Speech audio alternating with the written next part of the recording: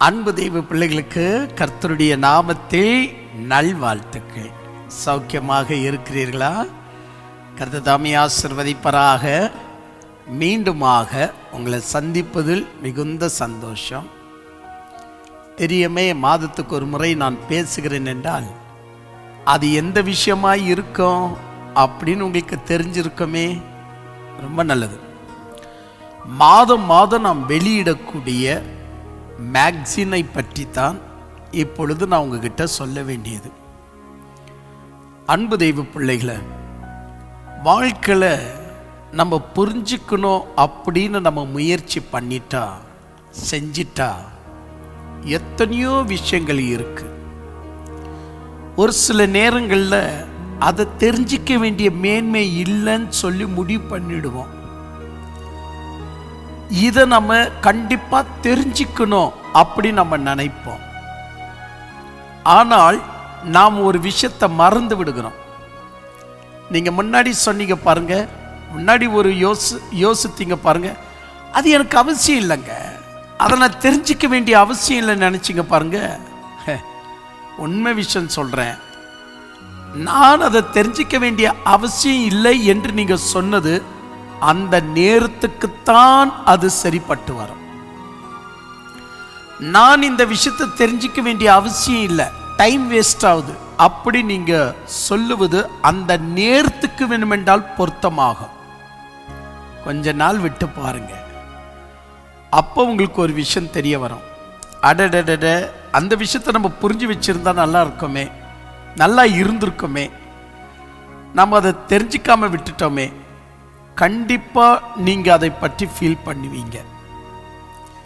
அப்படிதான் சில நேரங்களில் ஐயோ இது நம்ம கண்டிப்பா தெரிஞ்சுக்கணும் அப்படின்னுவீங்க. அது அந்த நேரத்துக்குத்தான் சரி.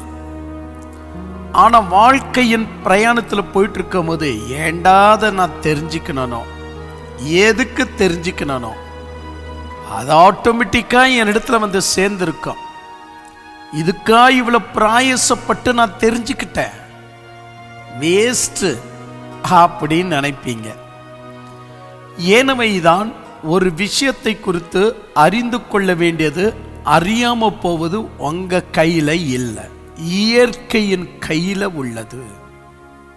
ஆச்சரியமா இருக்கா? அதான் இந்த மேக்சின், இந்த மாதத்துக்குரிய மேக்சின். அதுதான் நீங்கள் புரிந்து கொள்ள வேண்டியது உங்க கையில இல்லை. எதையும் நீங்கள் முடிவு செய்யக்கூடாது. இது எனக்கு தேவையில்லாத விஷயம், முடிவு செய்யக்கூடாது. ஒரு சில நேரங்களில் ஒரு சில பிள்ளைங்க இந்த சப்ஜெக்ட் எனக்கு தேவையே இல்லை, ஆனால் வாழ்க்கையின் பிரயாணம் இவங்களை எங்கேயோ கொண்டு போயிருது, இயற்கை இவங்களை வேற எங்கேயோ கொண்டு போயிருது. அப்போ இவங்க படிச்சதுக்கு இவங்க வேலை செய்வதற்கு சம்பந்தமே இல்லாம செய்து விடுகிறது. நான் அன்னைக்கு அந்த சப்ஜெக்டை எடுத்திருந்திருப்பேனா இப்ப எனக்கு பிரயோஜனமாய் இருந்திருக்கும் நினைப்பாங்க, ஆனால் எடுக்க முடியாது. ஆனா அன்னைக்கு அவங்க நினைத்தது அந்த நேரத்துக்கு சரி, ஆனால் வாழ்க்கையின் பிரயாணம் வேற எங்கேயோ நம்மளை கொண்டு போவதனால் நாம் எதை தேர்ந்தெடுத்தோமோ என்பதை விட நாம் எதை தேர்ந்தெடுக்கவில்லையோ அதுதான் நமக்கு தேவைப்படும். இதாங்க வாழ்க்கை என்று சொல்லுவது. இப்படிதான் வாழ்க்கையின், வேறொரு மொழியில சொல்ற, வாழ்க்கையின் விதிமுறைகள் இப்படிதான் போயிட்டு இருக்கு. என்னது விதியா? உடனே வாய் பிழைக்காதீங்க. விதி என்று சொன்னா எல்லாத்தையும் தூக்கிட்டு போய் விதி மேல போடுற விஷயத்த நான் பேசல, விதிமுறைகள் அப்படின்னு சொன்னேன். இப்படி விதிமுறைகள் இருக்கு, அதுல போய் அது சேர்ந்துடும், அது அப்படிதான் போய் சேரும். ஏனவைதான் என் அன்பு தெய்வ பிள்ளைகளை, எதை தெரிஞ்சுக்கணும், எதை தெரிஞ்சிக்க கூடாது, எதை கற்றுக்கொள்ளணும், எதை கற்றுக்கொள்ளக்கூடாது முடிவு செய்ய முடியுமா? முடியாது. சிலர்களை நான் ரொம்ப சுலபத்தில் அவர்களை எண்ணண்டையிலிருந்து அவங்கள தூரம் அனுப்பி விடுகிறேன். இல்லைன்னா அவங்க கிட்ட இருந்து நான் சீக்கிரத்தில் தூரம் ஆயிடுறேன். காரணம் என்னன்னு சொன்னா, அவர்கள் மதிஹீனமா ஒரு விஷயத்தை முடிவு பண்ணியிருப்பார்கள். நான் ஐயா சொல்றது எல்லாமே ஏத்துக்கிறது இல்லை, எது எனக்கு பிடிக்குமோ அதை மட்டும் ஏற்றுக்கிறேன்னு சொல்லுவாங்க. Okay, correct. நான் சொல்றது எல்லாமே ஏத்துக்காது, உன் மனசுக்கு பிடிச்சதை ஏத்துக்க, கவலை கிடையாது. ராஜா, இப்ப தெரியாது. அந்த ஸ்தானங்கள் வரும்போது, அந்தந்த என்ன சொல்ல அந்த காலகட்டங்கள் வரும்போது, அப்போ அவர்கள் விழுந்து அடிச்சு ஒரு கேள்வி கேட்பார்கள். ஐயா, இந்த கேள்விக்கு ஒரு பதில் வேணும், இந்த கேள்விக்கு ஒரு பதில் வேணும். இவங்க ஏற்கனவே வாய் விட்டு சொன்னது நான் மறந்திருக்க மாட்டேன். என்னன்னு சொன்னாங்க? ஐயா சொல்றதெல்லாம் நாங்கள் ஏத்துக்க மாட்டோம், அதுல எது எங்களுக்கு விருப்பமோ அதை மட்டும் தான் ஏத்துக்குவோம் சொல்லியிருப்பாங்க இல்லையா? அதை என் மனசுல அப்படியே பட்டிருக்கோம். இவங்க இப்போ ஒரு சந்தேகம் வந்திருக்கும், அந்த கேள்வி கேட்கணும். இந்த கேள்வி அவங்க எங்கிருந்து கேட்டிருப்பாங்கன்னா, ஒரு காலத்துல ஐயா சொல்றதெல்லாம் நாங்க ஏத்துக்க முடியாது, எங்க மனசுக்கு படுறது மட்டும்தான் நாங்க ஏத்துக்க முடியும் சொல்லி ஏத்துக்கிட்டாங்களே. அப்படி எதை வேண்டாம் என்று சொன்னாங்களோ அதனுடைய விடை தான் இப்ப இவங்களுக்கு தேவைப்படும். இப்ப அதை கேள்வியா வந்து கேட்கும் போது நான் சொல்லுவேன், இன்னார் மெசேஜ்ல அதை நான் சொல்லி இருக்கிறேன், போய் கேளுங்க. ஏன் அதான் கேள்வின்னு கேட்கிறோம்ல, சொல்லிடலாம்ல. இப்ப சொல்றதுக்கு என்ன ஆகி போச்சு? நாங்க ஆவலா வந்திருக்கிறோம். அப்ப நான் சொல்லுவேன், அன்னைக்கு நான் கவனிங்கன்னு சொன்னேன். அப்போ உங்களுடைய கவனக்குறைவு எப்படி இருந்துச்சுன்னா, நாங்க எல்லாத்தையும் ஏத்துக்க மாட்டோம், எங்களுக்கு எது பிடிச்சிச்சோ அது ஒண்டி ஏத்துக்கிறேன்னு சொன்னீங்களே. எதை நம்மால நிர்ணயிக்க முடியும்? இது எனக்கு யூஸ்ஃபுல், இது எனக்கு யூஸ்ஃபுல்னஸ் அல்லன்னு எப்படி சொல்ல முடியும்? நீங்கள் வாழ்ந்து கொண்டிருப்பது வெறுமணியாக ராஜரீகமான வாழ்க்கை நீங்க வாழ்ந்து கொள்ளவில்லை, மாறாக இயற்கையோடு கூட நீங்கள் வாழ்ந்து கொண்டிருக்கிறீர்கள். ராஜரீகம் என்று சொன்னால் நீங்க இட்ட சட்டமே என்று ஆகும். சுப்ரீம் கவர்மெண்ட், சுப்ரீம் ஆட்சி என்று சொல்லுவாங்க. நீங்க இட்டதுதான் சட்டம். அப்படி நாம் இட்டதுதான் சட்டம் என்று சொல்லுவது கூட எல்லாம் நியாயத்துல போய் முடியுதா? முடியறதுல இல்ல. அப்போதான் நம்முடைய வாழ்க்கையில நம்ம எதை வேண்டாம் என்று சொன்னோமோ, ஐயோ இப்ப அதை நம்ம தெரிஞ்சுக்கிட்டா நல்லா இருக்குமே அப்படின்னு சொல்லி யோசிக்க ஆரம்பிக்கும். எனக்கு கொடுங்க நிறைய பேர் நிறைய விஷயம் சொல்லியிருக்கிறாங்க, கேட்டிருக்கிறாங்க. ஐயா, நீங்க ஒரு வீடியோ ஒன்று அனுப்பியிருந்தீங்க யூடியூப்ல இருந்து. ஆமா, அது வந்து எப்போ அனுப்பியிருப்பீங்கன்னா ஒரு 2 மாசத்துக்கு முன்னாடி அனுப்பியிருப்பீங்க. ஆமா, அது என்னுடைய வாட்ஸ்அப்ல தான் அனுப்புனீங்க. ஆமா, அது கொஞ்சம் திரும்ப அனுப்ப முடியுமா? அதுக்கு நான் கேட்பேன், அன்னைக்கு 2 மாசத்துக்கு முன்னாடி அனுப்பினே என்ன ஆயிடுச்சு அப்படின்னு. ஐயா, அதை நான் டிலீட் பண்ணிட்டேன். இப்போ கேட்குறேன், ஏன் டிலீட் பண்ண? இல்லை, அது கொஞ்சம் வேஸ்ட்டுன்னு டிலீட் பண்ண. இப்போ இல்லையா, இப்போ அது ரொம்ப தேவைப்படுது. எப்படி எப்படி எப்படி எப்படி தேவைப்படுகிறது? 2 மாதத்திற்கு முன்னாடி ஒரு டிரைவருக்கு நான் என்னன்னு சொன்னேன்னா, பிரேக் டவுன் ஆயிடுச்சுன்னா ஒரு வீடியோ ஒன்று யூடியூப்ல சைனாக்காரன் வெளியிட்டு இருந்தான். நம்ம ஓட்டிட்டு இருக்கிற கார்ல பிரேக் டவுன் ஆயிடுச்சுன்னா நம்ம எப்படி கண்ட்ரோல் பண்ணணும்? நமக்கு ஏதோ ஒருத்தர் அனுப்பியிருந்தாங்க. ஸோ இன்னாருக்கு அது யூஸ் ஆகுமேன்னு நான் அவருக்கு அனுப்பியிருந்தேன். அவர் என்ன பண்ணியிருக்கிறாரு, ஆன் கூட பண்ணல, சும்மா அப்படி பார்த்துருக்கிறாரு, தம்பிளியே பார்த்துருக்கிறாரு. பார்த்த உடனே என்ன பண்ணிட்டுக்கிறாரு, இதெல்லாம் நமக்கு தேவையா, டிலீட் பண்ணிட்டார். இப்போ அவருடைய கார்ல ஏதோ கோளாறு, ஏதோ பிரச்சனை. இப்போ அவருக்கு ஞாபகம் வருது, நீங்க அனுப்பினது பிரேக் டவுனை பத்தி தானே அப்படின்னாரு. ஆமா, ஏன் டிலீட் பண்ணீங்க? அல்ல இல்லையா, அன்னைக்கு எனக்கு தேவையில்லைன்னு சொல்லி டிலீட் பண்ணிட்டேன், ஆனா இப்போ அது பார்க்கணும், கொஞ்சம் லிங்க் கொடுக்குறீங்களா? நான் மறந்துட்டேன் அப்படின்னு. ஆனா அவருக்கு அனுப்பின ஒரு காப்பி அப்படியே என்னுடைய வாட்ஸ்அப்ல இருக்கு. ஆனால் அவர் சோதிக்கும்படி, இல்லப்பா டிலீட் பண்ணிட்டேன் நான். ஐயோ ச்சே, நல்ல வீடியோவை நான் டிலீட் பண்ணிட்டேனே, தெரியுதுல்ல? அப்போ இயற்கைக்கு முன்னாடி இயற்கை உங்களுக்கு ஏதோ ஒன்று கற்றுக் கொடுக்க அது முன்ன வருது. ஆனா நீங்கள் தான் தேவையில்லாத சப்ஜெக்ட், சும்மா வளவலன்னு பேசுறாரு, தேவையே இல்லை. தேவையானது ஸ்ட்ரைட் ஃபார்வர்டா பேசிட்டு போயிருக்கலாம், சும்மா பேசுறாரு அப்படி நினைச்சு நீங்கள் தான் இயற்கையோடு கூட விளையாடி தக்க நேரத்தில் பதில் இல்லாம போய்விடுகிறீர்கள். ஏனவை தான் நான் உங்களுக்கு ஒரு வார்த்தை சொல்லுகிறேன். உங்களுக்கு கற்றுக்கொள்ளக்கூடிய ஒரு சந்தர்ப்பங்கள் இயற்கை உங்களுக்கு கொடுக்கிறது. அது ஏதோ ஒரு வகையில் இருக்கலாம், அது எதுன்னு என்னால் சொல்ல முடியாது, ஏதோ ஒரு வகையில் இருக்கலாம். அதை கற்றுக்கொள்ளக்கூடிய சூழ்நிலையும் சந்தர்ப்பத்தையும் இயற்கை உங்களுக்கு உருவாக்கி கொடுக்கும் போது, சேச்சே இது எனக்கு தேவையில்லாத விஷயம் என்று சொல்லாம, அப்புறமா எப்படி இது அப்படின்னு சோஷியலா இறங்கி அதை கற்றுக்கொள்ளுங்கள். கற்றுக்கொண்டதை ஒரு பக்கம் அப்படியே வைத்திருங்கள். சொல்ல முடியாது, காலம் வரும், அப்பொழுது நீங்கள் கற்றது பயனுள்ளதாக மாற்றப்படும். ஆனால் நீங்களே தீர்ப்பிடக்கூடாது, எனக்கு இது தேவையில்லாத விஷயம், நான் எதுக்கு தெரிஞ்சுக்கணும், டைம் வேஸ்ட் சொல்லாதீங்க. ஏன்னா இயற்கை எல்லோருக்குமே சூழ்நிலையும் சந்தர்ப்பத்தையும் உருவாக்கி கொடுக்குது. அவங்க அந்தந்த விஷயங்களை கற்றுக்கொள்ளணும், தெரிஞ்சுக்கணும். ஆபத்துகள் வரும்போது இயற்கை நமக்கு கற்றுக் கொடுக்காது.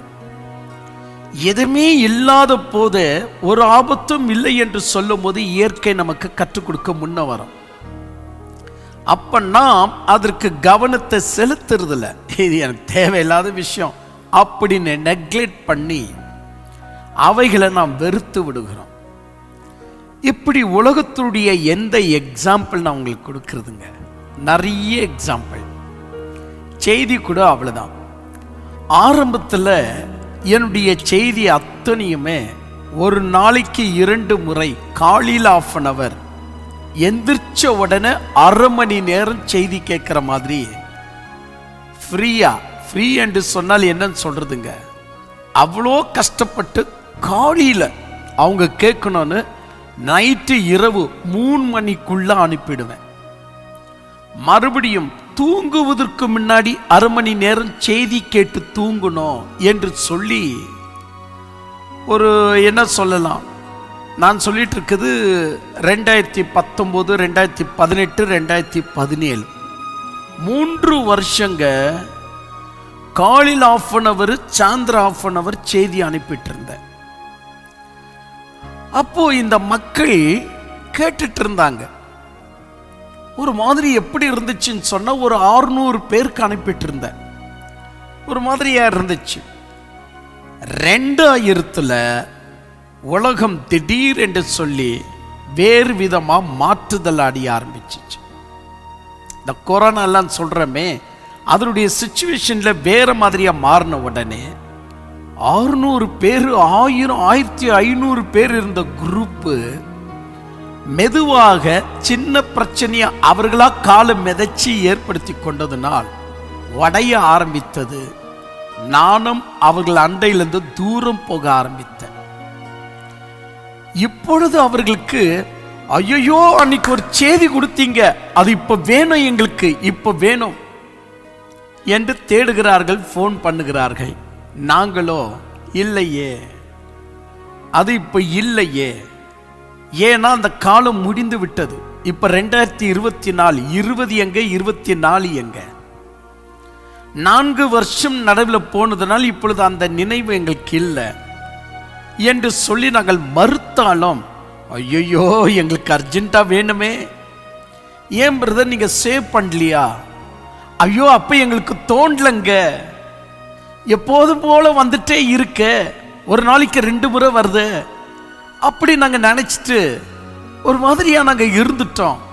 ஆனா இப்போ அதனுடைய மதிப்பு தெரிகிறது அப்படின்னு சொல்லும் போது, அப்ப நாங்க சொன்னோம், இப்ப நீங்க உள்ள வந்து கேட்கணும்னா சப்ஸ்கிரிப்ஷன் ஒரு ஆப்ஷன் இருக்கு, அதன் வாயிலாகத்தான் வந்து கேட்கணும்னு சொல்லும் போது மனசே அவங்களுக்கு உடைஞ்சு போச்சு. எல்லோருக்கும் உடைந்து போனால் சரின்னு சொல்லலாம், யாருக்கு மட்டும் மனசு உடையுது? இயற்கை நமக்கு கற்றுத்தருகிற சந்தர்ப்பங்களையும் சூழ்நிலையும் கொடுக்கும் போது தகர்த்தெறிந்து விடுகிறோம். சிலருங்களுடைய வாயிலிருந்து பெரியவங்க பேசுறது நீங்க கேட்டிருப்பீங்க, அப்பெல்லாம் இந்த நிலம் ஜஸ்ட் 20 லட்சத்துக்கு கிடைச்ச நிலம். ஆனா இன்னைக்கு இந்த நிலத்தை 4 கோடின்னு சொல்றான். 4 கோடி. ஐயோ, 20 லட்சத்துக்கு என் காலண்டையில வந்தது வாங்கிக்கிறீங்களான்னு. நிலமா அது எங்கேயும் கிடைக்குதுன்னு நெக்லெக்ட் பண்ணிட்டேன். 4 இயர்ஸ்ல 4 வருஷத்துல 20 லட்சத்துடைய நிலம் 4 கோடிக்கு போயிருக்க. ஐயோ ஐயோ, வாங்க விட்டுட்டனே, வாங்க மறுத்துட்டனே. இயற்கை எதை கொடுக்கிறது எதை கொடுக்கறதுல நம்மால சொல்ல முடியாது. ஆனால் நீங்கள் தான் மிகவும் எச்சரிக்கை உள்ளவர்களாக இருக்கணும். ஆமாங்க, மிகவும் எச்சரிக்கை உள்ளவர்களாக. இதே நேரத்தில் இன்னொரு விஷயத்தை கூட நான் உங்களுக்கு சொன்னோம். சிலருடைய எச்சரிக்கை சரியில்லாத எச்சரிக்கை. எல்லாத்தையும் வாங்கி வச்சுக்குவாங்க, ஏதோ ஒரு நாள் யூஸ் ஆகும் எல்லாத்தையும். இப்ப இவங்களுக்கு இது வீணு என்ற விஷயம் இவங்களுக்கு தெரியாது.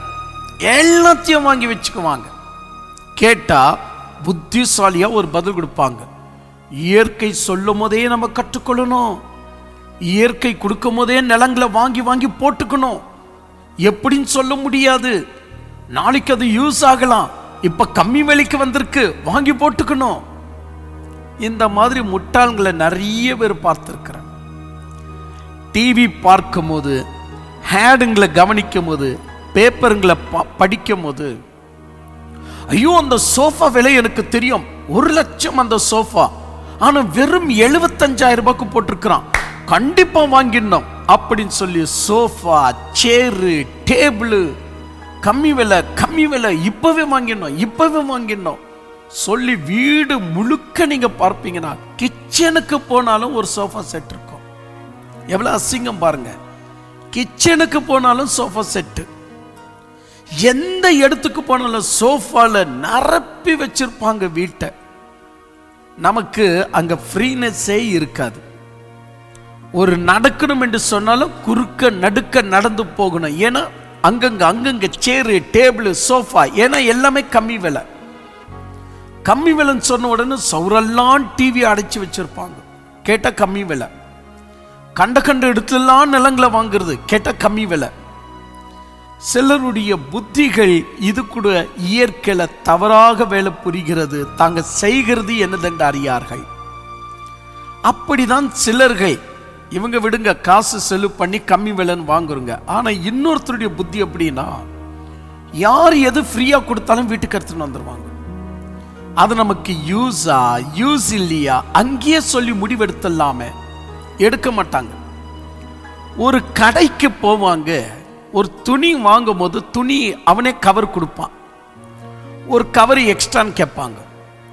எதுக்குன்னே தெரியாது, யூஸ் ஆகும் சொல்ல முடியாது அப்படின்னு துணி கடையில் அவனே அழகா துணியை கொடுத்து ஒரு கவர் கொடுத்தாலும் இன்னும் 2 கவர் எக்ஸ்ட்ரா கொடுன்னுவாங்க, யூஸ் ஆகும். இப்படி சொல்லி அவங்க வீட்டுக்கு போனா வெறும் கவர்களுக்கே ஒரு பெரிய டிராயர் வச்சிருப்பாங்க. என்னன்னே அவங்களுக்கு தெரியாது, எப்ப யூஸ் ஆகுது, இந்த கவரெல்லாம் உண்மையிலே யூஸ் ஆயிட்டு இருக்கா.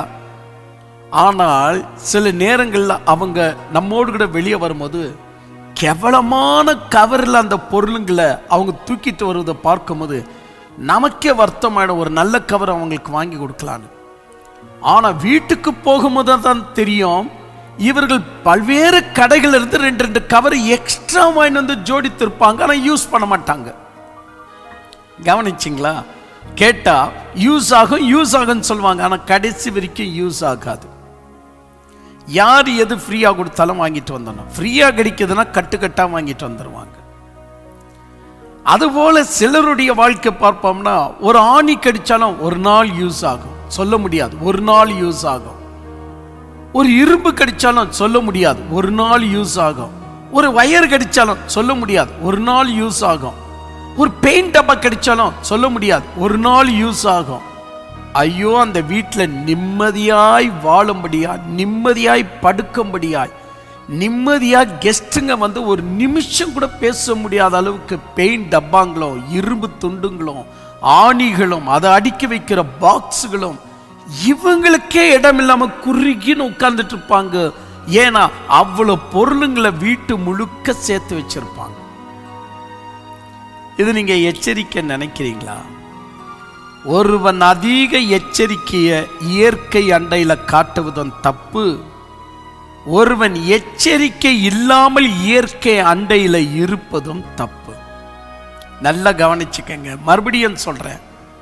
ஒருவன் அதிக எச்சரிக்கையா இயற்கை அண்டையில வாழுவதும் தப்பு.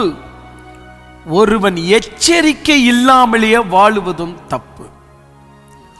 அதிகமான ஜிம் எக்ஸசைஸ் செய்றார், உடம்பு சும்மா இப்படி இருக்கு, எந்த வெயிட்டையும் தூக்குறார். அவர் சொல்றார் இப்படிதான் நம்ம இருக்கணும்னு. வெயிட்டை தூக்குற பலம் இருக்கு, ஆனா உன் கிட்னிக்கு உன்னை தூக்குற பலம் கிட்னிக்கு இல்ல, ஹார்ட்டுக்கு இல்ல. ஹார்ட் அட்டாக் வந்து செத்து போயிடுறாரு. கிட்னில ஸ்டோனு. இத்தனைக்கும் யார் இவரு? ஜிம்முக்கு போறவர். ஆனால் உடல்ல ஒரு விஷயத்துல நீ புத்திசாலி என்ற அதிக புத்திசாலித்தனத்தை காட்டும் போது இயற்கை உன்னை வேறொரு விஷயத்துல நீ ஃபெயிலர் என்று காட்டி கொடுக்கும்.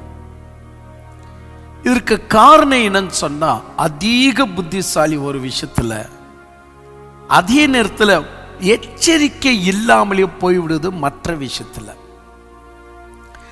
இயற்கைக்கு முன்னாடி நீங்க எந்த நிர்ணயத்தையும் செய்ய முடியாது. எங்க மேக்சினை பத்தி பேசுறேன்னு சொல்லி என்னென்னமோ பேசிட்டு இருக்கிறீங்க. இந்த மாதத்துடைய 14வது மேக்சினை பற்றி தான் பேசி கொண்டிருக்கிறேன். நீங்க படிக்கணும் என்ற உற்சாகத்தை உருவாக்க பேசி கொண்டிருக்கிறேன். அப்ப இந்த மேக்சின்ல நான் போட்டிருக்கிற விஷயம் என்ன? தேவையில்லாத, மனுஷனுக்கு தேவையில்லாத ஒரு விஷயத்தை போட்டிருக்கிறேங்க. என்னங்க நீங்களே இப்ப தேவையில்லைன்னு சொல்றீங்களா? ஆமா, நான் அப்படிதான் பேச முடியும்.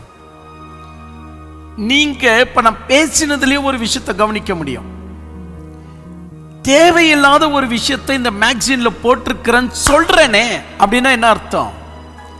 எனக்கு தேவைப்பட்டதை நான் போட்டிருக்கிறேன், ஆனா எனக்கு தெரியும் இது உங்களுக்கு தேவையில்லை என்று நீங்க நினைப்பீங்கன்னு. ஆனா விஷயம் என்னன்னு சொன்னா, இப்ப நான் பேசுறதுலயே பல விஷயம் அடங்கி இருக்கும். நீங்க இதை தேவையில்லை என்று சொன்னால் நீங்க ஏதோ ஒரு விஷயத்துல ஒன்றை இழக்கிறீர்கள். தாங்க இயற்கை. இயற்கை எப்பொழுதுமே இந்த விளையாட்டை அதிகமா ஆடிட்டு வருது. சிலர்களை நான் பார்த்து கேட்பேன், ஏன்பா திருமணம் என்ன ஆகி போச்சு அப்படின்னு சொன்னா, கல்யாணத்துக்கெல்லாம் அங்கிள் நீங்க சொன்ன மாதிரி நான் ரெடி பண்ணிட்டேன், ஆனா குழந்தை வேணான்னு போஸ்ட்போன் பண்ணி வச்சிருக்கிறேன், பார்க்கலாம், இன்னும் ஒரு 5 வருஷம் 6 வருஷம் ஒரு லோன் எடுத்து அதை ஃபுல்ஃபில்மெண்ட் பண்ணலான்னு நினைக்கிறேன், அதெல்லாம் எடுத்து வாழ்க்கையில் கொஞ்சம் செட்டில் ஆகணும், அது ஆயிடுச்சுன்னா குழந்தைக்கு பிளானிங்க்கு போயிடுவோம். இயற்கை உனக்கு கொடுக்கக்கூடிய வயசுலயே பிள்ளை பெத்தணும். ஆனால் அதிக புத்திசாலியா சிலர்கள் வாழ்க்கையில் செட்டில் ஆகல. நானே கஷ்டப்பட்டேன், பின்ன எதுக்கு அந்த பிள்ளை கஷ்டப்படணும்னு சொல்றிய? மதியன கல்யாணமே செஞ்சிருக்க கூடாது நீ. ஆனா நீ எவ்வளவு தந்திரம் என்று சொன்னால், கல்யாணத்தை செஞ்சுக்கிற, செலவு பண்றதை நீ கம்மி பண்ற. செலவு என்று சொன்னா குழந்தை பெத்துக்கிறது, அதை நீ வேண்டான்னு தள்ளுற. ஏன்னு சொன்னா நீ ஒரு சுயநலவாதி. அப்போ இயற்கை உங்களை தண்டிக்காம விடாது. ஆமாங்க, இயற்கை உங்களை தண்டிக்காம விடாது. அப்ப நான் செட்டில் ஆகல என்று சொல்லக்கூடிய எவனுக்கும் இயற்கை சந்தர்ப்பங்களை கொடுத்து கொடுத்து கொடுத்து பார்த்து ஒரு நாள் கூட அவங்க அந்த இயற்கையின் விதிமுறைகளை ஏற்காம போவதனால், கேட்டா நான் வாழ்க்கையில் செட்டில் ஆகல சொல்லி சொல்லி ஒரு நாள் பயங்கரமான தீர்ப்பை இயற்கை உங்க தலை மீது திணித்து விடும். நீங்க நினைத்து பார்க்க முடியாத அளவுக்கு ஒரு தீர்ப்பை நீங்கள் பெறுவீர்கள். அப்போ நீங்க பேசுவீங்க, சொந்தம் இல்லை, பந்தம் இல்லை, யாருமே எனக்கு இல்லை, நாதி கெட்டவனாய் என் வாழ்க்கை மாறி போச்சு, தனியாய் பிறந்த தனியாவே சாவறேன், எனக்குன்னு எதுவுமே இல்லைன்னு சொல்றீங்களே, பொய்யே. இயற்கை அன்னைக்கே உங்களுக்கு சந்தர்ப்பம் கொடுத்தது, நீங்க யூஸ் பண்ணல. எனவே தான் இயற்கைக்கு முன்னாடி அதிக புத்திசாலித்தனத்தை காட்டுவது நல்லதல்லன்னு நான் சொல்ல வரேன். இயற்கைக்கு முன்னாடி அதிக எச்சரிக்கையா இருக்காதீங்க.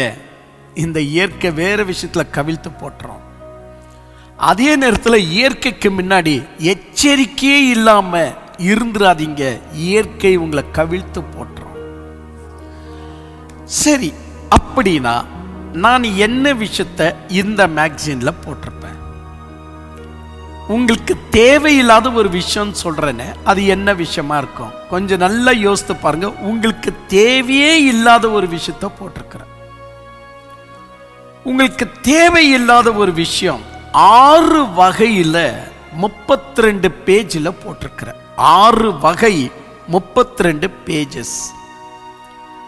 32 பேஜஸ்ல எழுதக்கூடிய வேஸ்டான ஒரு விஷயம் 6 வகையில வகுத்து அதை நான் உங்களுக்கு கொடுத்திருக்கிறேன்னு சொன்னா, என் பார்வையில் அவ்வளோ அது தேவையான ஒரு விஷயம்.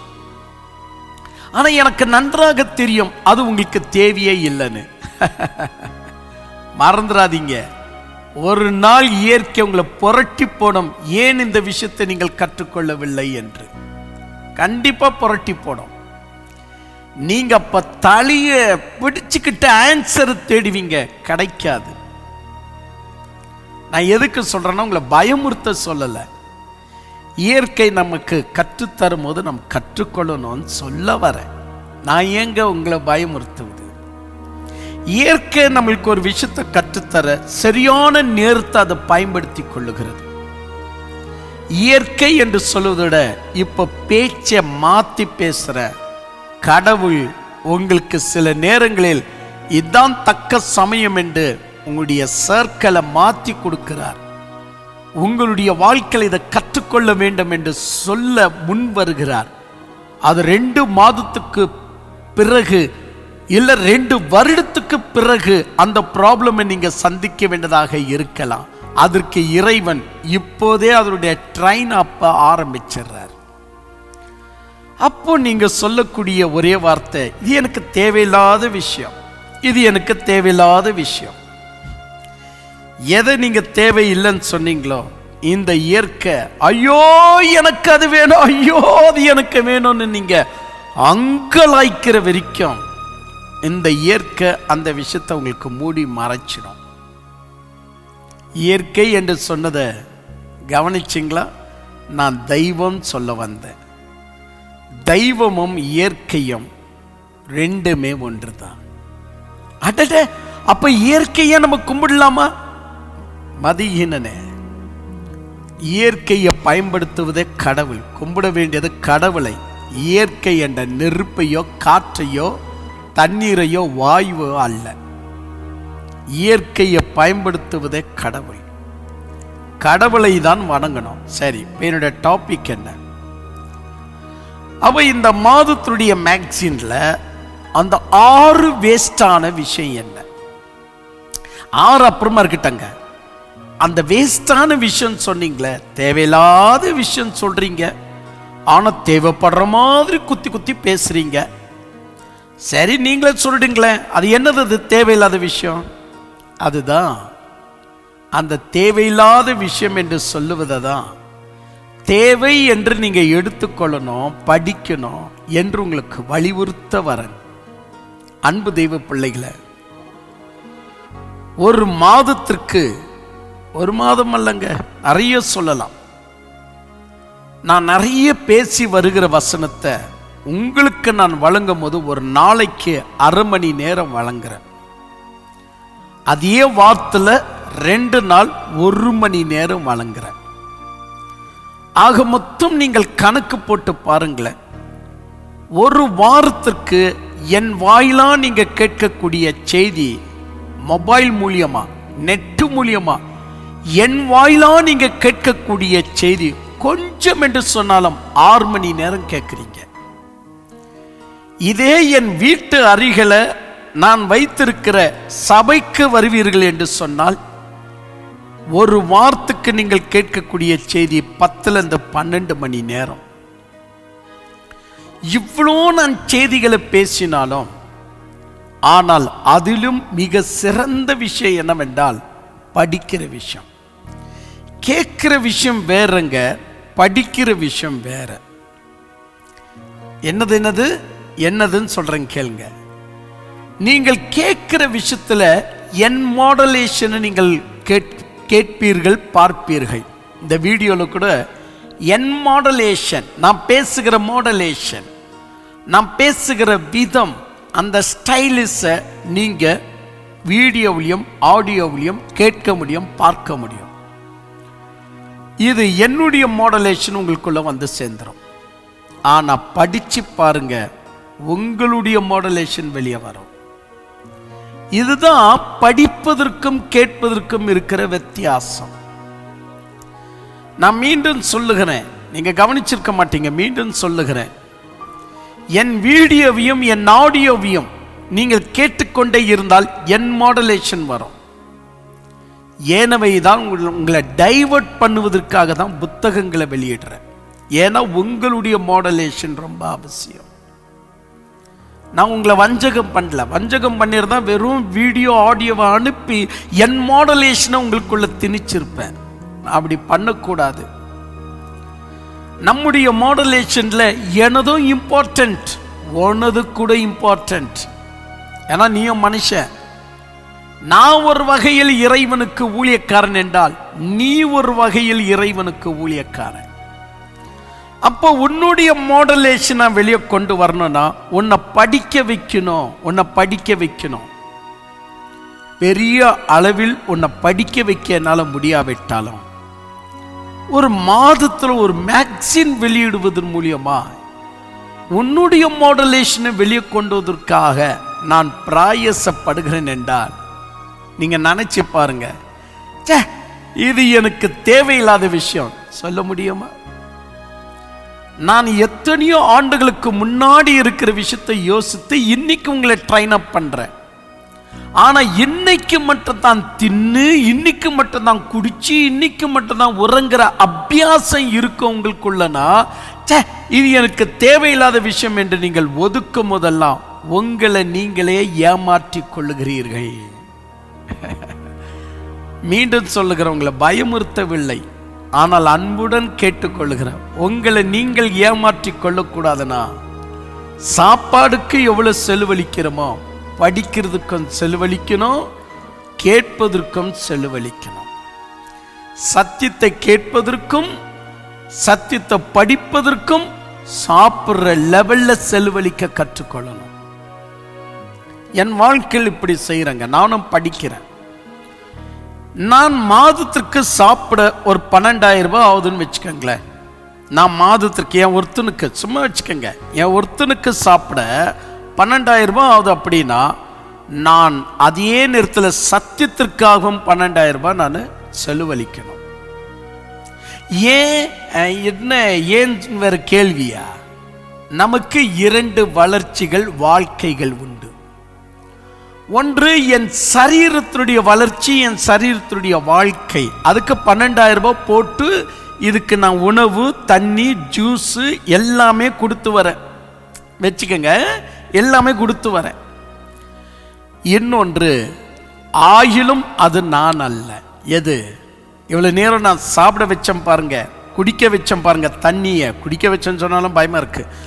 நான் தண்ணீரை குடிக்க வைத்து, படக்க வைத்து, குளிப்பாற்றி, குளிக்க வைத்து, குடிக்க வைத்து, சாப்பிட வைத்து, தின்ன வைத்து எல்லாம் செஞ்ச பாருங்க.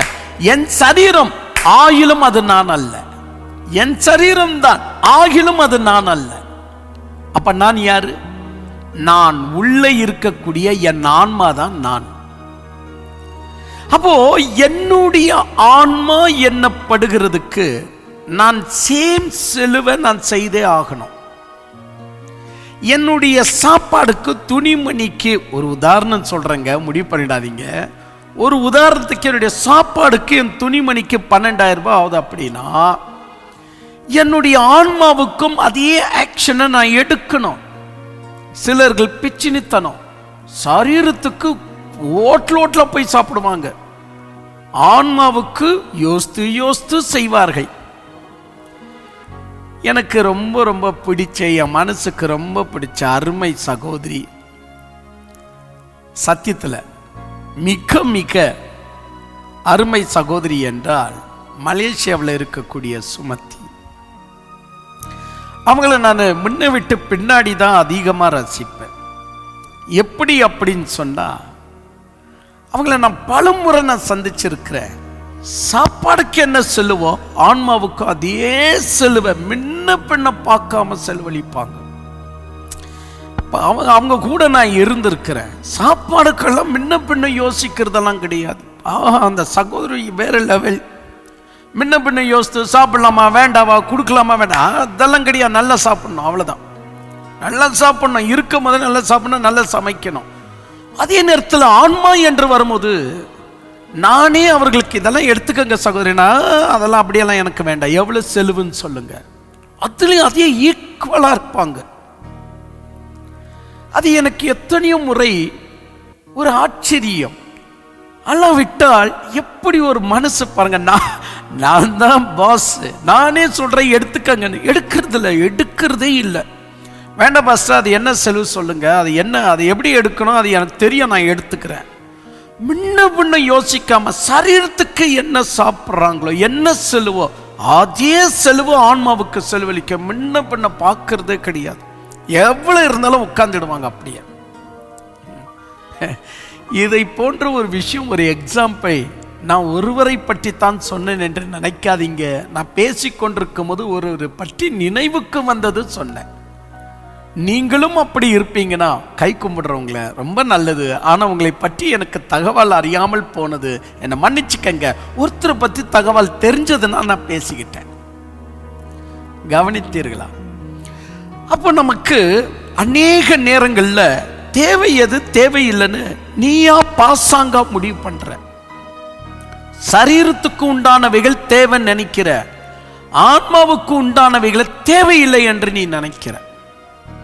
எவ்வளவு பெரிய விஷயம் பாருங்க. இப்போ இத்துடன் நான் சுமதி சிஸ்டருடைய விஷயத்தை நிறுத்தி விடுவேன் என்றால் நல்லா இருக்காது. இப்பதான் நான் சொல்ல போறது ஹைலைட். இப்ப நான் சொல்ல போற பாருங்க, இதுதான் ரொம்ப பெரிய ஹைலைட். அவங்க சரீரத்துக்கும் கரெக்டா செலவழிப்பாங்க, ஆன்மாவுக்கும் கரெக்டா செலவழிப்பாங்க என்று நான் சொல்லதை விட இப்ப நான் சொல்ல போறதுதான் மிக மிக ஹைலைட்.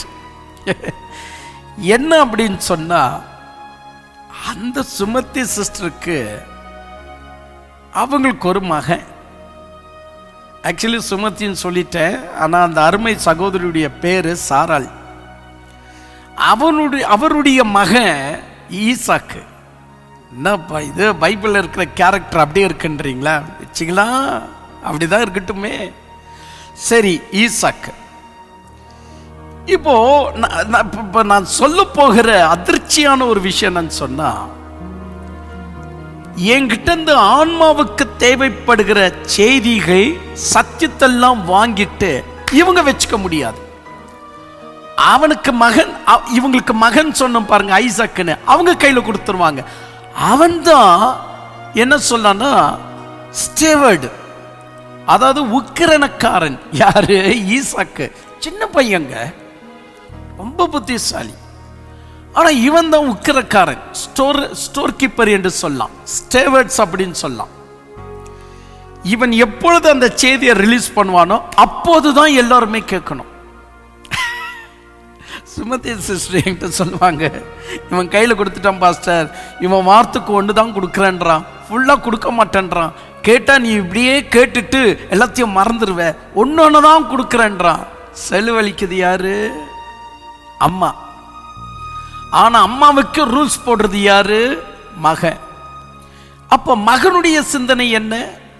மகனும் அப்படியே இருக்கிறாப்புல. என்னன்னு, ஆன்மாவுக்கு சரீரத்துக்கு என்ன முக்கியத்துவமோ அதே தான் ஆன்மாவுக்கும். சரீரம் ஒரு சரீரத்துக்கு ஒரு ஸ்ட்ரிக்ட்னஸ் இருக்குன்னா ஆன்மாவுக்கும் அதே தான். எப்படி கேட்கணும், எப்படி போகணும், எவ்வளவு வாஞ்சியா கேட்கணும். பார்த்தீர்களா? அப்ப இந்த சகோதரி மனம் வைத்தால் எல்லா கண்ட்ரோலையும் தனக்குள் வைத்துக் கொள்ளலாம். கண்ட்ரோலும் இல்லை, அதே நேரத்தில் சரியாகவும் செலவழிக்கிறார்கள். ஆனா அதே நேரத்தில் விட்டு கொடுக்கிற மனசும் இருக்கிறது. இது என் பிள்ளை, அந்த மனசு பாருங்க எவ்வளவு பெருசு பாருங்க. அதுபோல வேலைக்கிழமை ஜபம் என்று ஒரு வேலைக்கிழமை மட்டும், ஏன்னா நான் வேலைக்கிழமையில சபையாரோடு கூட சேர்ந்து ஜபிக்கிறேன். எப்படி வெள்ளி வேலை எல்லாம் சபையாரோடு கூட ஜபிக்கிறேன் இல்லையா, தனி ஜபம். அந்த தனி ஜபத்திற்கெண்டே ஒரு மெசேஜ் கொடுத்துட்டு வருவேன், ஜபம் என்றால் என்ன அப்படின்னு. இதை போல எல்லாருக்குமே அந்த வியாழக்கிழமை ஜெபிக்கிறவங்களுக்கெல்லாம் ஜெபம் என்றால் என்னன்ற அந்த 1/2 மணி நேரம் செய்தி கேட்டுக்கால உற்சாகமா ஜெபிக்க முடியும். அந்த செய்தி எல்லாம் வாரத்துக்கு ஒரு முறை தான் கேட்க வேண்டும் என்ற கட்டுப்பாட்டுக்குள்ள சென்றாலும் சில நேரங்களில் வேலை மேலே டென்ஷன் ஆகும். ஒரு 2 செய்தி எக்ஸ்ட்ரா கேட்கணும்னு தோணும், 3 செய்தி எக்ஸ்ட்ரா கேட்கணும்னு தோணும். நைட்டு படுக்கும்போது தூக்க வரல 2 செய்தி எக்ஸ்ட்ரா கேட்கணும்னு தோணும். அப்போ கேட்கும் போது கேட்கணும்னு தோணுத்தானே. அப்படி கேட்கும் போது கேட்கணும் தோன்றினாலும் இவர்கள் கேட்கிறார்கள் வைத்துக் கொள்வோம். ஆனா எப்படி கேட்க முடியும்? சரீரத்துக்கு தான் செலவழிக்கக்கூடிய அதே விலை மதிப்பை ஆன்மாவுக்கும் செலவழித்ததானே கேட்க முடியும். அப்ப சிலர்கள் கேட்கிறார்கள். ஏன்? அவர்களுக்கு தெரிகிறது சந்தர்ப்பத்தையும் சூழ்நிலையும் கடவுள் நமக்கு ஏதோ ஒன்றை கற்றுக் கொடுக்க வரார். நம்ம சீக்கிரம் கற்றுக்கொள்ளணும், அதை அப்படியே வச்சிடக்கூடாது, சீக்கிரம் கற்றுக்கொள்ளணும். நம்ம இன்னும் கீழ்ப்படியணும். மூளையை வளர்த்துக்கிற விஷயம் அல்ல, கீழ்ப்படியணும். இன்னும் நமக்கு இறைவனை பற்றி தெரியாத விஷயங்களை நம்ம அறிஞ்சிக்கணும் அப்படின்னு வராங்களே. எப்படி இது சாத்தியமாகுது சிலர்களுக்கு? இதே தான் நான் திருப்பி உங்களுக்கும் சொல்றேன். இது எனக்கு தேவையில்லாத விஷயங்கள் அவர் பேசிட்டு இருக்கிறார் என்று சொன்னால் இயற்கை உங்களை குறிச்சு வச்சுக்கோ. ஆமாங்க, நீங்க வாய் விட்டு சொல்றதை இயற்கை குறிச்சு வச்சுக்கோ. எதை சொன்ன நீ? இது எனக்கு தேவையில்லாத விஷயம். ஓகே, நோ ப்ராப்ளம், எடுத்துரும். உங்ககிட்ட அந்த சப்ஜெக்டையோ அந்த விஷயத்தையோ நீங்க தேவையில்லை என்று சொன்னதையோ எடுத்துரும். ஆனா நீங்கள் அங்கலாய்க்கும் போது அது கிடைக்காது. இதை போன்றுதான எத்தனையோ விஷயம் என் வாழ்க்கையில நடந்திருக்குங்க. நான் அப்போதெல்லாம் ஐயோ புக்ஸ் ரீடிங் ரொம்ப 1000 கணக்கான புத்தகங்கள் என்னுடைய இப்போ அலுவலகத்திலேயே ரொம்ப அதிகமாகி போச்சு. 5000 புத்தகம். ரொம்ப ஏழை தான் நான். 5000 புத்தகத்துக்கு மேல நான் பயன்படுத்திட்டு வரேன். அப்பெல்லாம் ஒரு விஷயத்தை ஐயோ இது தெரிஞ்ச விஷயம் தானே, இது என்னப்பா அப்படின்னு முன்ன போயிடுவேன். ஆனால் குறித்த நேரத்தில் ப்ராப்ளம் வரும்போது அது எந்த புத்தகம் என்று தெரியாம 5000 புத்தகத்துல எதுல போய் தேடுவேன்? இன்னும் புத்தகம் அதிகரிச்சுக்கிட்டே இருக்கு, எதுல தேடுவேன்? ஐயோ நம்ம அன்னைக்கே மார்க் போட்டிருக்கணும். அன்னைக்கே இப்படியெல்லாம் தோல்வி அடைந்ததுனால் இப்பொழுது சரியான மார்க்க போட்டு வருவதனால் நினைவுல இருக்கு. அதுக்கு மஞ்சள் ஹைலைட், எல்லோ ஹைலைட், இதுக்கு கிரீன் ஹைலைட். ஸோ இந்த பிரச்சனைக்கு அதுல இருந்து தான் அவங்களுக்கு எடுத்து சொல்லணும். ஒருவர் என்ன கேட்டார், ஏன் ஓஷோ பத்தி அப்படியெல்லாம் நீங்க பேசுறீங்க? அந்த மனுஷன் எவ்வளோ அருமையான கருத்துக்களை சொல்லியிருக்கிறார். ஓஷோ அப்படி நல்ல கருத்து சொன்ன மாதிரி தெரியலையே. அவங்க சொல்லுவாங்க, எப்படி சொல்றீங்க? அப்பதான் நான் மாட்டிக்குவேன். ஐயோ எப்படி சொன்னார் அப்படின்னு சொல்லுவதற்குள்ள அதான் நான் எச்சரிக்கை ஆயிட்டேனே. ஹைலைட் பண்ணி வச்ச உடனே அதை எடுத்து இந்த கருத்து சரியான்னு கேட்டு விமர்சிக்கும் போது அது அந்த நேரத்துக்கு அழகாக அமைக்கப்படுது.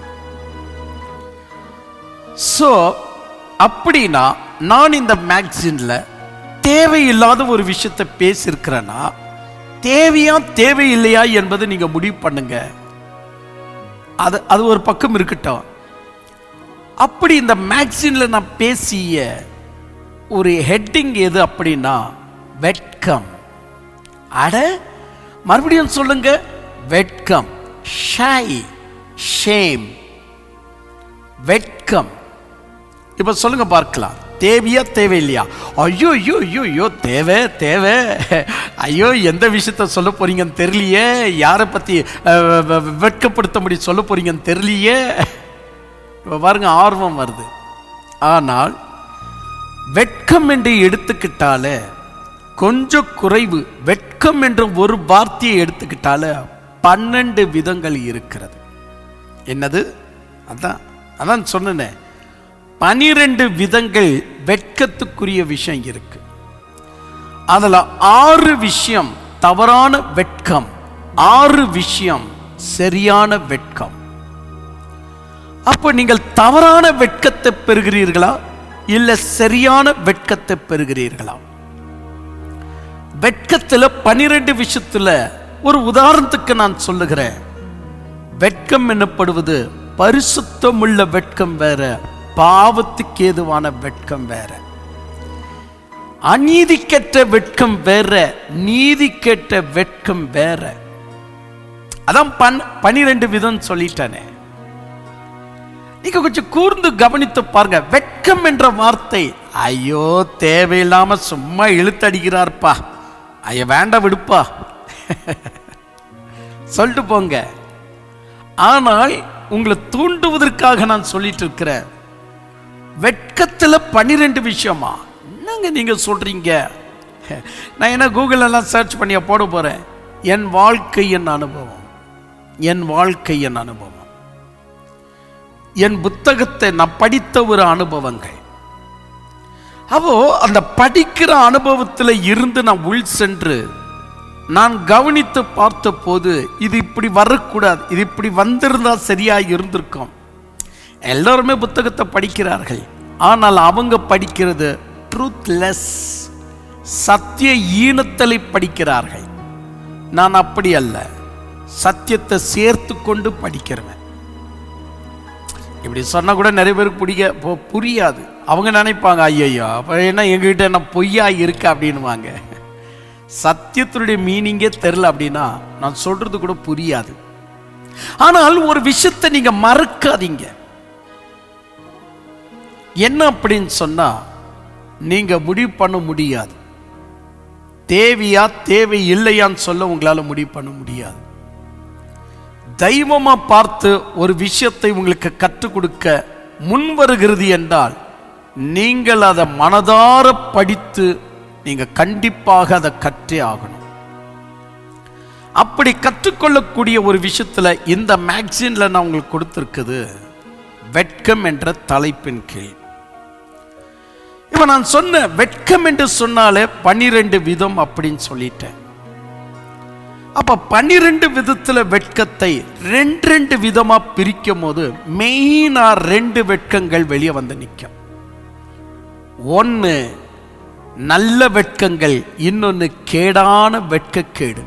வெட்கக்கேடு அது கேடான விஷயத்துல வெட்கம், இது நல்ல விஷயத்துல வெட்கம். அப்ப நல்ல விஷயத்துல இருக்கக்கூடிய வெட்கம் 6 வீதம், கேடான விஷயத்துல இருக்கக்கூடிய வெட்கம் 6 வீதம். எங்க அப்ப இந்த மேக்சின் ரொம்ப பெருசா இருக்குமே? இல்ல, 32 பேஜ் தான். ஏன்னா இதை எழுதுவது கூட சிலர்களுக்கு அது கூட நான் இழுத்து பேசுறேனா, ஏதோ பேச்சில் தான் இழுத்து பேசுகிறேன் என்றால் படிக்கிறதுல கூட குற்றம். அப்பதான் தெரிகிறது சிலர்கள் உண்மையாகவே அவங்க யோசிக்கிறதுல சிந்திக்கிறதுல. ஓகே, அவங்கள விட்டுருங்க. 32 பேஜ்ன்னு சொல்லுவது எவ்வளவு சுலபம் பாருங்க. மடன் படிச்சு முடிச்சிடலாம். சரி, இப்ப நான் சொல்ல போகக்கூடிய ஆச்சரியமான இன்னொரு விஷயம் இருக்கு. இந்த 12 வெட்கம் சொன்ன பாருங்க, இது என்னுடைய செய்தி, இது என்னுடைய செய்தி. 12 விதமான வெட்கம், அந்த செய்தி நீங்க கேளுங்க தயவு செய்து. செய்தி பேரே வெட்கம் தான். அந்த செய்தியை கண்டிப்பா நீங்க கேட்கணும். 12 விதமான வெட்கத்துல எப்படியெல்லாம் டிஃப்ரெண்டா அந்த வெட்கங்கள் செயல்படும். நல்ல வெட்கங்களை நாம் கற்றுக்கொள்ளாம கேடான வெட்கக்கேடுகளை மட்டும்தான் கற்று வச்சிருக்கிறோம். ஏன் நல்ல வெட்கங்கள் நம்ம கிட்ட இல்லை? அட மானம் கெட்டுவனே, வெட்கம் கெட்டுவனே என்று சொல்லுகிறது வேற. அதே நேரத்தில் வெட்கமில்லாமல் செயல்படுகிற விஷயங்கள் வேற. அப்ப வெட்கத்தில் 12 விதங்கள் எப்படி இருக்குன்னு அது தனி செய்திங்க. அது நான் நினைக்கிறேன் ஒரு 1.5 மணி நேரம் 2 மணி நேரம் இனவ செய்தி கேளுங்க, ஆசீர்வாதமா இருக்கும். இப்ப நான் சொல்ல வருது மேக்சின். என்னங்க சொல்ல வரீங்க? ஆரம்பத்துல இருந்து மேக்சின் சொல்ல வரீங்க. இப்ப பார்த்தா 12 வெட்கம் என்று செய்தின்னு சொல்றீங்க. இப்ப மேக்சின்ல என்ன கொடுத்துருக்கீங்க? அதாவது சொல்லி முடிங்களேன். சொல்றேன், மேக்சின்ல என்ன கொடுத்திருக்கிறோம் அப்படின்னா, இந்த உலகத்துக்கு பிரபலமான மனிதர்களால் 6 மனிதர்களால் சத்தியத்திற்கு உண்டான வெட்கக்கேடு, பிரபலமான 6 மனிதர்கள் சத்தியத்திற்கு கொடுத்த வெட்கக்கேடான விஷயம் 6 மனிதர்களால் சத்தியத்திற்கு வந்த வெட்கக்கேடான விஷயம். இப்போ நீங்க தெளிவா பேசுறீங்க. செய்தியும் சூப்பரா இருக்கிற மாதிரி தோணுது, 12 விஷயங்களும் கற்றுக்கொள்ளணும் தோணுது, இப்போ இந்த மேக்சினும் படிக்கணும் தோணுது அப்படின்னு உற்சாகம் வர்றீங்களா? வெரி குட் வெரி குட், படிங்க படிங்க. ஆனா ஒரு விஷயம் சொல்லிக்கிறேன், இந்த ஊர் கதையை கேட்கணும்னா ரொம்ப இன்ட்ரெஸ்ட் இல்லை. அப்படிதான் ஒருவேளை இன்ட்ரெஸ்ட் வந்துட போகுது. யாரப்போ அந்த 6 பேரு, அந்த 6 பேரை நான் யாருன்னு படிக்கணும். ஊர் கதையை விட ஒரு உண்மையை தெரிஞ்சுக்கிறோன்னு நீ படிக்கணும்ப்பா. ஊர் கதையை கேட்கிறோன்னு படிக்க கூடாது. அந்த 6 பேர்ல ஒருவர் புத்தர். இவரும் சத்தியத்திற்கு கொடுத்த வெட்கக்கேடு என்பது பிரம்மாண்டமானது. உண்மை. சத்தியத்திற்கு இவர் மூலியமா வந்த வெட்கக்கேடு பிரம்மாண்டமானது. நான் புத்தருடைய புத்தகத்தை வாசித்து அப்படி சொல்லல, புத்தருடைய திரிபீட்டிக்காவை வாசித்து சொல்லுகிறேன். தவறு இருந்தால் எழுதுங்க, தவறு இருந்தால் என்னோடு கூட விமர்சனம் செய்யுங்க. ஆனால் இந்த உலகத்தில் 6 பிரபலமான மனிதர்கள், நான் ஒருத்தர் தான் சொல்லிட்டீங்க, இன்னும் ஒரு 5 பேரும் சொல்லிட்டா நல்லா இருக்குமே. ஏங்க மேக்சினே டிவியில் காட்டிடுறங்க, படிச்சுக்கங்க. சொல்ல முடியுமா? எனக்கே 1 மணி நேரம் தான் பேசணும்னு இந்த ஸ்டுடியோவில், அவ்வளோதான் எனக்கு. அதுக்கு மேலே இருந்தாலும் என்னையை பிடிச்சி வெளியே போட்டுருவாங்க. ஸோ இந்த ஸ்டுடியோவில் அவ்வளோதான் இருக்க முடியும் நான். அப்போது என் அன்பு தெய்வ பிள்ளைகளை ஒரு விஷயத்தை யோசிங்க. 6 பிரபலமான மனிதர்கள் புத்தன் என்று சொல்லிட்டால, அப்போ இன்னும் 5 பிரபலமான மனிதர்கள் யாருன்னு புத்தருடைய லெவல்லையே யோசித்து பாருங்க, கடிச்சிடுவாங்க. அதனாலதான் ஒருத்தருடைய பெயரை யூஸ் பண்ண புத்தர் என்று. இவங்க இந்த 6 பேர் சத்தியத்திற்கு கொடுத்த வெட்கக்கேடான விஷயம் அவங்க வாழ்க்கை வரலாற்றில், அவங்க பேச்சிலேயே இருக்குங்க. பாருங்க, அழுத்தி பேசுற, அவங்க வாழ்க்கை வரலாற்றிலையும் அவங்க பேச்சு போதனைகளையும் அடங்கி இருக்கு. மீதி அந்த 5 பேர்கள் யார்? இன்னைக்கு மேக்சின் என்று சொன்னால, கடவுள் எனக்கு அற்புதம் செய்தார், நான் சிங்கப்பூருக்கு போயிருந்த, ஆவியானவர் வந்தார், எல்லாம் தொப்பு தொப்புன்னு கீழே விழுந்தாங்க, ஆண்டவர் அங்கே நோயை குணமாக்கினார், இந்த வாரம் அந்த சகோதரி சாட்சி கொடுத்துருக்குறாங்க, இப்படி சொல்லி தன்னை வெளிப்படுத்தி கொள்ளக்கூடிய இந்த காலத்தில் கடவுளையும் சத்தியத்தையும் மட்டுமே வெளிப்படுத்தி வருகிறேனே, அப்போ இதை நீங்கள் வேஸ்ட்டுன்னு சொல்ல முடியுமா? ஐயோ எனக்கு தேவையில்லாத விஷயங்க சொல்ல முடியுமா? சொல்ல முடியாதுங்க. நமக்கு அவ்வளோ தேவை. இயற்கை சரியான நேரத்தில் ஒரு சப்ஜெக்டை, ஒரு விஷயத்தை உனக்கு சொல்லிக் கொடுக்க வரும்போது மனதார அந்த விஷயத்தை படித்து கேட்டு எச்சரிக்கை ஆயிடணும்.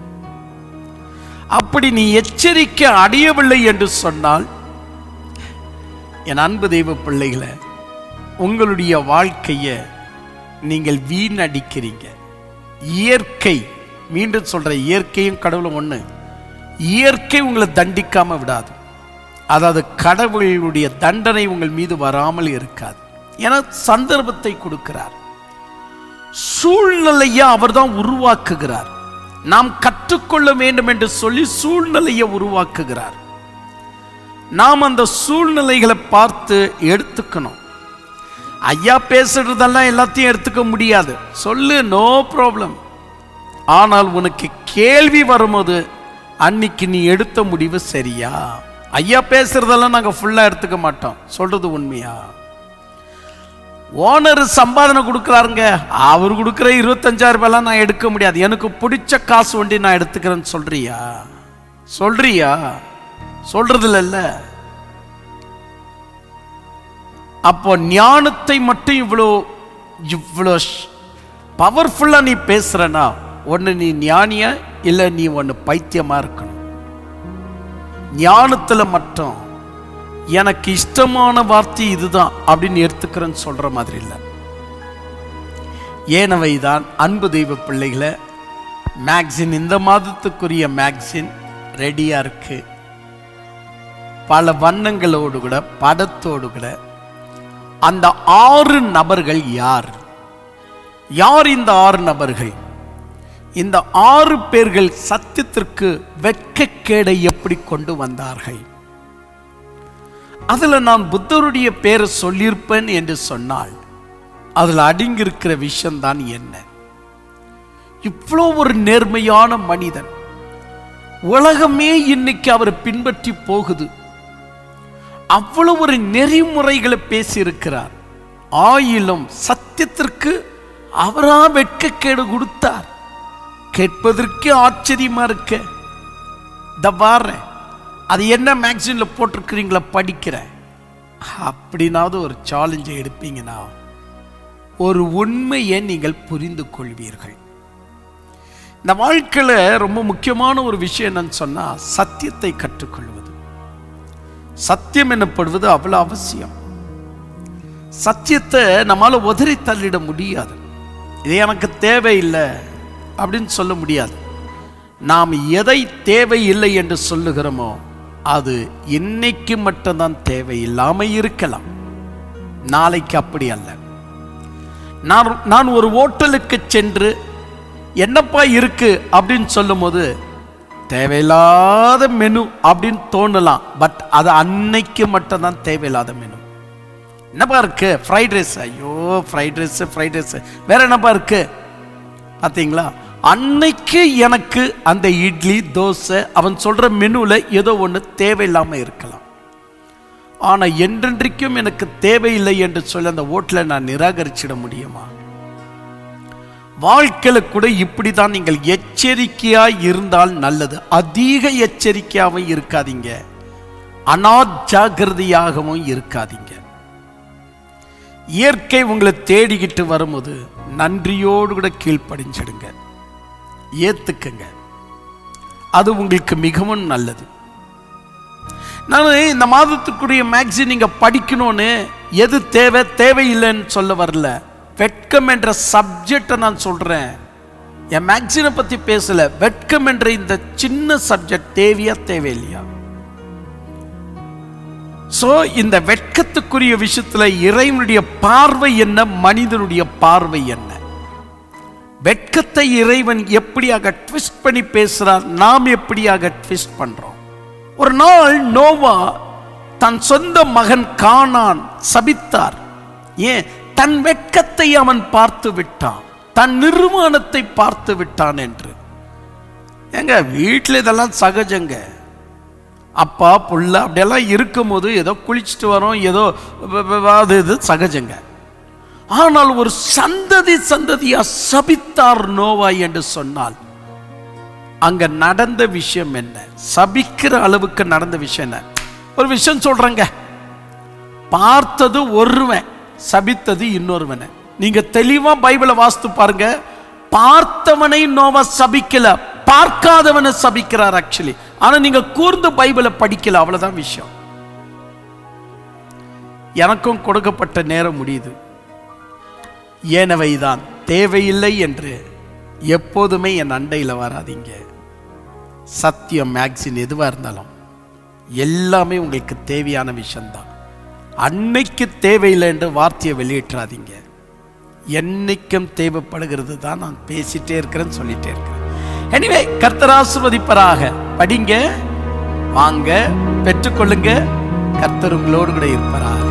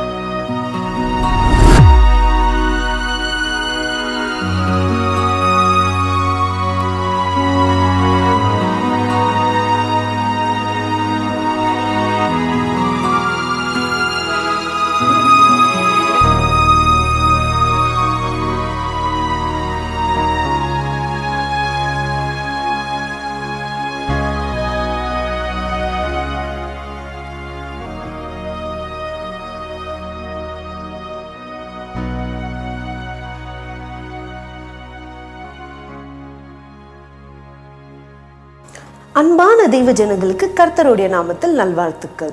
இப்பொழுது நீங்கள் கேட்ட இந்த சத்தியத்தை போலவே பல ஆயிரம் ஆண்டுகளாக பேசப்படாமல் புதைக்கப்பட்டு இருக்கிற ரகசியங்களை நமது சகோதரர் எஃப் ஜோயல் டேவிட் அவர்கள் மிக அழகாக சத்தியத்தை சத்தியவர்ணமாகவே கொடுத்துள்ளார். நமது ஊழியக்காரர் கொடுக்கின்ற ஒவ்வொரு செய்தியும் நம்மை தேவனிடத்தில் கிட்டு சேரத்தக்கது. அது மட்டுமல்லாமல் நாம் சத்தியத்தின் பாதையில் நடக்கவும் நமது வாழ்க்கையை தேவனிடத்தில் சீர்திருத்திக் கொள்ளவும் ஒரு ஒளியாக உள்ளது.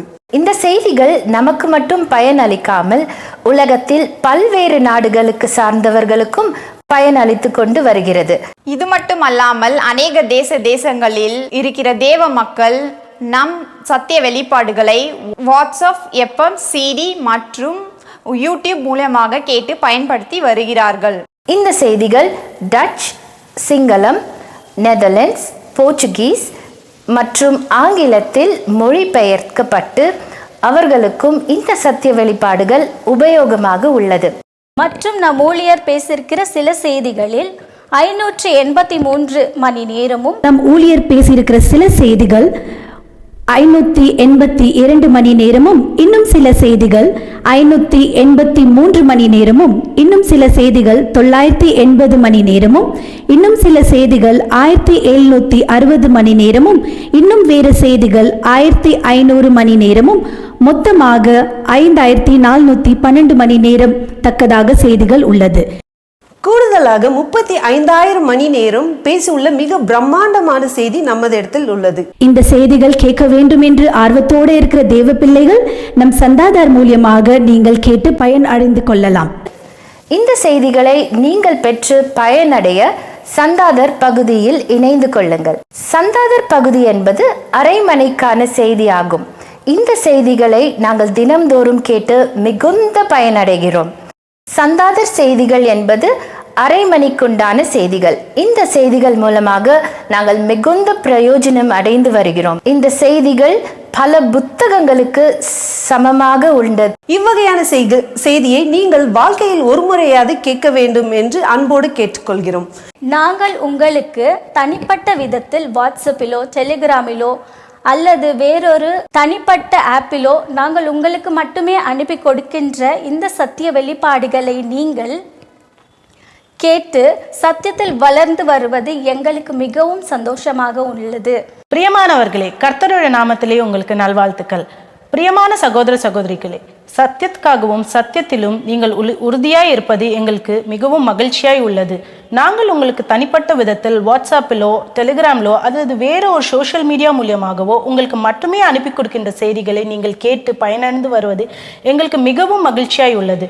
ஆனால் நீங்கள் வீட்டில் சும்மா இருக்கும்போதோ அல்லது டிராவலில் இருக்கும்போதோ ஒரு முறை அல்ல ஒவ்வொரு முறையும் யூடியூபுக்கு சென்று அங்கே நீங்கள் செய்திகளை கேட்கும்போது, நீங்கள் லைக் கொடுத்து சப்ஸ்கிரைப் செய்யும்போது சத்தியத்துக்குரிய புதிய அப்டேட்கள் உங்களுக்கு அறிவிக்கப்படும்.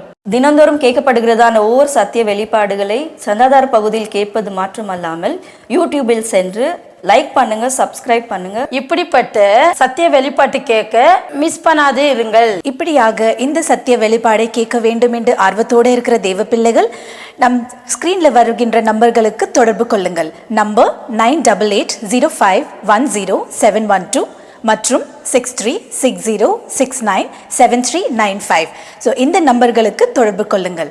தேங்க்யூ. பிரைஸ்.